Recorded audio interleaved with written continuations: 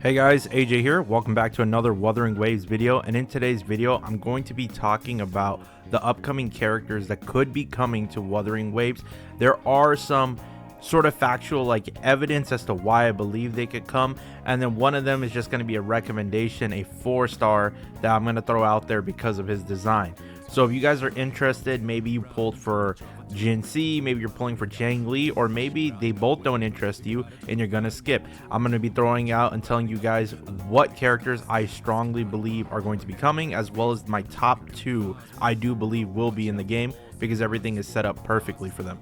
Without further ado, let's get into number 4. Let's talk about the NPC that you can go and farm materials from, that trains the soldiers. It looks like his name is Yan. Yan kind of has the standard military fit, as you guys can see. This is gonna be my recommendation one that I throw out. He's got a cool jacket, he's got the soldier fit. His design is just a little bit, too unique for an NPC. It's like they gave him the added touches, and I wouldn't be surprised if on a 5 stars banner we get him as a 4-star, you know what I mean? But let's move on to number 3, and the top 3 guys I truly do believe will be in Wuthering Waves going forward at some point. Now number 3, I'm gonna go with Camilla. Now we saw Camilla the first time we meet her is in the story, but the reason why I believe Camilla will be a character, number 1, the hype is there for this character. Obviously when she was shown, everybody went wild with it. Number 2, she doesn't seem to be sort of an actual antagonist to Rover. She kind of seems like messing around with Rover. She's interested in Rover, but she's not really her objective or really wants to fight or destroy Rover in any way. And I think Kuro understands when people are hyped about certain characters, they should capitalize on this. Plus, the big benefit and the factual evidence of what I'm going to present right here is if you play Genshin Impact, if you played Honkai Star Rail in these games, then you know, guys, from Genshin Impact, we have the Fatui Harbingers. For Honkai Star Rail, we have Kafka, Blade, Silverwolf. I don't know why I can't think of the organization's head. Sam on top of my head. I don't know why I can't think of them with Elio, but you guys know who I'm talking about. Like that faction who we thought is evil, but is like kind of like anti-heroes in a way, or stuff like that. So I do think Camilla could be a banner character, and actually pretty soon. I don't think it'll be next patch or anything like that, but I do expect her eventually to be a playable character. Next, let's get into the top 2 of my list, because the top 2 I really do believe could be happening, especially this one right here. So number 2, I'm going with Geshu Lin. Yes, General Geshu Lin. Now the reason why I strongly believe Geshu Lin will be a playable character, again, the design is way too crazy. They went all out for this character, but on top of that, I want to explain. A lot of these characters that we've seen that have been playable or that you can pull on, they've all had some sort of animated story told about them. And if you remember, there is a cutscene for I think it's explaining how Jinhsi became the magistrate, how Jian's where it's at, but who was a general before him. In that cutscene, it explains that General Geshu Lin, when all hell was breaking loose in the Wuthering Waves world, stepped up to the plate and was defeating all the enemies. I don't know the exact enemies' names, but I'll show the cutscene while I'm talking about this. He was defeating all these enemies, and he was relentless. He did not stop, and he told all his troops, hey, you're coming with me. We're going to defeat everybody in our path. We're not going to let these guys, be the end of us. And he did not care. For him, it was a battle of attrition. He did not care how many people died as long as he completed the mission. He is kind of like that old school hardcore mindset, that military, that general mindset. We need to go all in and take them out.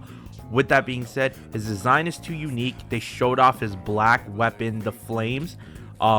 Everything about him screams like he's going to be a character in the game. And the one big thing that I think people might be forgetting from that cutscene is he's never presumed dead.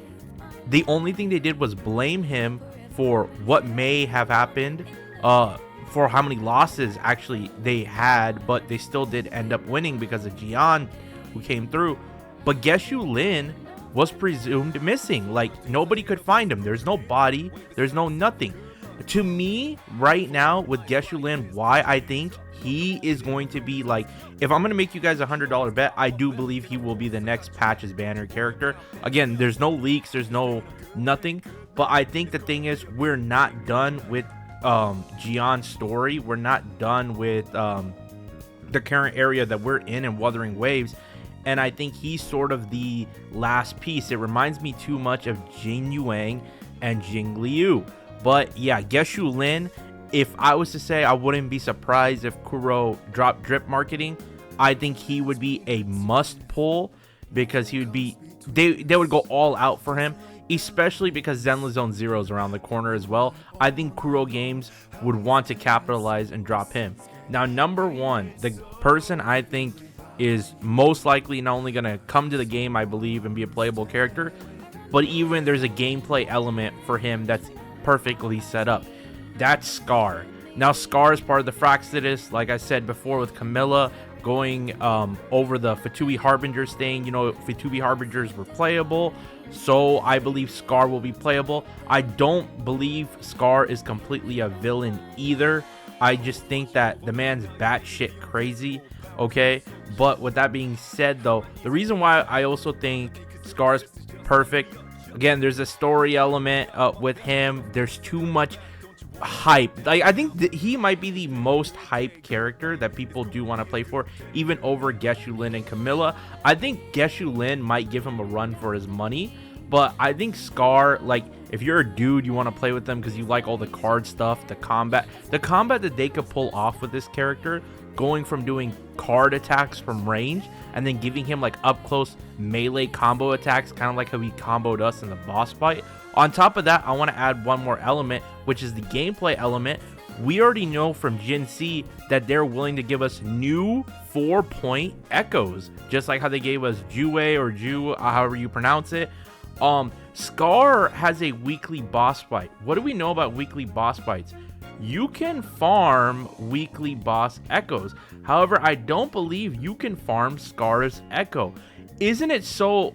The irony in this whole situation is that if they were to drop Scar, right, they could easily drop Scar and drop a new 4-point echo, which would be his transformation in that second phase of that fight, and his echo could just be him instantly transforming into that thing, doing a couple attacks. I think that would be ridiculously cool. I also think if he was fire element or fusion element, it gives us a second fusion 4-point echo, because they're not shying away from giving 2 4-point echoes. So because I think they understand, Kuro understands that some people don't have the perfect builds for 4-3-3-1-1, so 4-4-1-1-1 is an alternative option you can use. But yeah, guys, with that being said, that's all the characters that I truly think that are like guaranteed gonna come to the game at some point.